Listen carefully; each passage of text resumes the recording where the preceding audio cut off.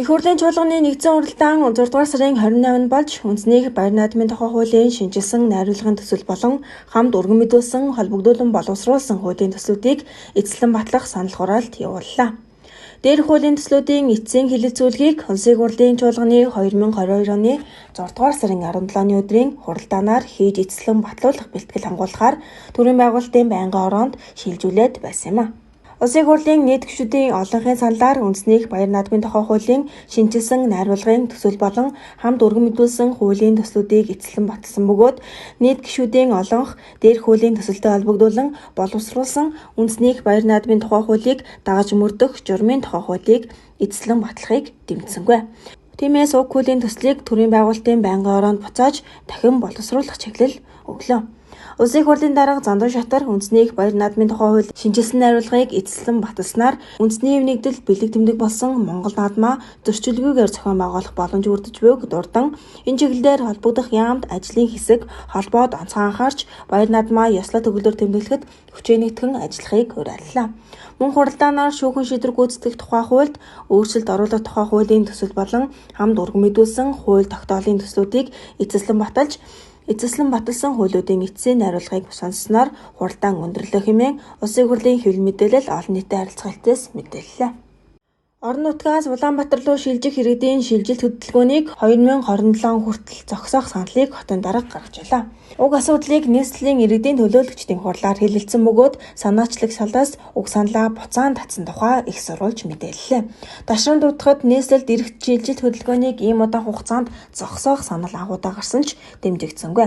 Өмнө нь 2017 онд хүн амын хэт өсөлтөөс хамаарч иргэдийн эрүүл аюулгүй орчинд амьдрах эрх зөрчигдөн орчны болон агарын бохирдол замын хөдөлгөөний төвчрөл нэмэгдэж байгаагаас үүдэн эрүүл мэндийн тусламж үйлчилгээ авах зайлшгүй шаардлагатай болон албан томилтоор нийслэлд 6 сараас дээш хугацаагаар ажиллах төрийн албан хаагч хүний гэр бүл Улаанбаатар хотод орон сууц худалдан авснаас бусад тохиолдолд Хөдөө орон нутгаас нийслэлд ирэх шилжилт хөдөлгөөнийг 2020 оны 1-р сарын 1-ний хүртэл буюу 3 жилийн хугацаанд зогсоох шийдвэрийг засгийн газар гаргаж ирлээ.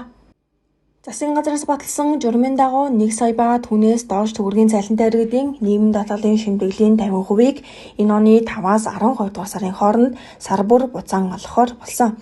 Энэ талаар хөдөлмөр нийгмийн хамгааллын сайд Ариун Заяа мэдэгдэхдээ нийгмийн даатгалын шимтгэлийн 50%-ийн буцаан олголт газрын тос болон уул уурхайн салбарт ажилладаг иргэдэд хамаарахгүй бөгөөд эдгээрээс бусад салбарын ажилтнуудад хамаарна. Өөрөөр хэлбэл иргэн өөрийн төлдөг 9.5% шимтгэлийн 50%-ийг он дуустал буцаан авна. Хуваараа нийгмийн даатгалын шимтгэл төлдөг төлөгч нарт мөн адил буцаан олголт өгөх юм. Энэ нь төр зүрийн арга хэмжээ бөгөөд харин эрүүл мэндийн даатгалын шимтгэлд өөрчлөлт орохгүй гэдгийг хэлж байлаа. Хөшгтийн өндөй дэх Чингис хаан олон улсын нисэх онгоцны буудлыг зорих иргэдэд нийтийн тээврийн үйлчилгээг хүргэх зорилгоор 6 дугаар сарын 24-өөс эхлэн автобус үйлчилгээг явж эхэлсэн. Тодорхойлбол Чингис хаан олон улсын нисэх онгоцны буудал Даргон автовокзал 5 шар, Чингис хаан олон улсын нисэх онгоцны буудал улсын их дэлгүүр 120 мянгад гэсэн чиглэлд үйлчилж эхлээд байгаамаа. Эдгээр чиглэлийн цагийн хуваар болон үйлчилгээний үнд өөрчлөлт орсон юм. Үйлчилгээний цагийн хуваарыг нислэгийн цагийн хуваартаа уялдуулан боловсруулсан бөгөөд нэг талдаа 80-аас 100 минут зарцуулна гэж тооцоолж зорчилтоо төлөвлөн үйлчлүүлэхийг нийслэлийн нийтийн тээврийн газраас анхааруулсан. Түүнчлэн үнийн төлбөрийн хувьд том хүн 10,000 төгрөг бол хүүхэд 5,000 төгрөгийн өртөгтэй болжээ. ЖЖР руу 4 шөнө 5 өдрийн аяллаар явсан 150 монгол иргэний 23 сургаггүй алга болсон талаар бүгд найрамдах Солонгос улсын хэвлэлийн мэдээллийн хэрэгслүүд мэдээлсэн. Тэгвэл холбоогүй болсон 23 иргэний нэг иргэн нь Жэжүү усан бомтоос Мукпу улс руу зорчиж байгаад сатуулгджээ. Тухайн үед тэрээр биеийн байцаалт ямар нэгэн бичиг баримтгүй байсан бөгөөд түүнд туслахаар оролцсон монгол танил нь мөн баригдсан байна. Өмнөд Солонгосын талаас 2 монгол иргэнийг бүгд найрамдах Солонгос улсын хилээр албатан гаргах шийдвэр гаргажээ. Өмнөд Солонгосын хэвлэлүүдийн мэдээлж байгаагаар Жэжүүд эрүүл мэндийн аялалд ирсэн 150 монгол жуулчны 23 нь энэ сарын 26-ны өдөр байрнаасаа гарч яван холбоо барилгүй алга болсон гэх мэдээлэл байгаамаа. Холбоо тасарсан гэх Монголын бусад 22 иргэн эх 7 дугаар сарын 21-ний хүртэл бүгд найрамдах Солонгос улсад жуулчны хэвийн статус хадгалах боломжтой бөгөөд 7 дугаар сарын 9, 14-нд Монгол руу буцах захиалах нислэгтэй тул бүгд найрамдах Солонгос улсын тал одоогоор эдгээр хүмүүсийг харалсан буюу хууль бус үйлдэл гаргасан гэж дүгнэхэд эрт байгаа талаар мэдэгдээд байгаамаа.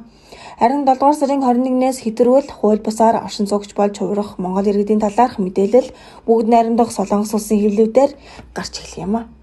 Нийслэлийн Баянгол дүүргийн 11-р хорооны хувьсгалчдын 2-р удамжинд байшин барихаар цүрийн нөх ухаж байсан 2 хүн барилгын материалд даруулж амнасаа алдсан харамсалтай хайраг гарчээ. Тодорхойлбол Иргэн өөгийн 2 давхар байшингийн суурийг цотгож байсан Архангай аймгийн Хотонд сумын харьяат 24 настай эрэгтэй, Хүсгэл аймгийн Тосон Цэнгэл сумын харьяат 18 настай эрэгтэй нар барилгын суурийн 1 метрийн гүнтэй нүхний ирмэг дээрх суурийн блоконд оруулж нас барсан байна.